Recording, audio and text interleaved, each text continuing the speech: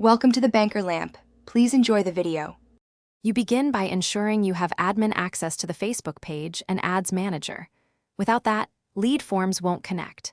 Next, open a Google Sheet and add a header row that matches the lead form fields: name, email, phone, exactly. Once done, choose an automation tool like Zapier or make and connect both your Facebook and Google accounts. This authorization lets the tool read leads and write rows. Make sure permissions include Pages Read Engagement and Sheets access before moving on. Now you build the flow. In your automation tool, select Facebook lead ads as the trigger and pick the exact form ID you created.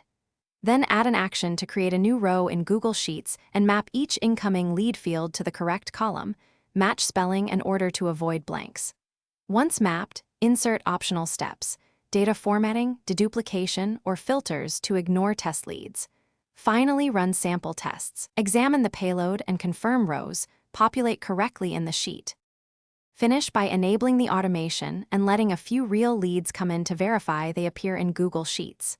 If rows don't show, check the automation logs for mapping errors, missing permissions, or Facebook rate limits. These logs tell you which step failed. Make sure the sheet wasn't moved or renamed, and reauthorize the Facebook and Google connections if tokens expired. If that fails, remap fields. Changes to form field names break the mapping. Then rerun tests and confirm success. Thanks for watching. If this was helpful, leave a like and consider subscribing. See you next time.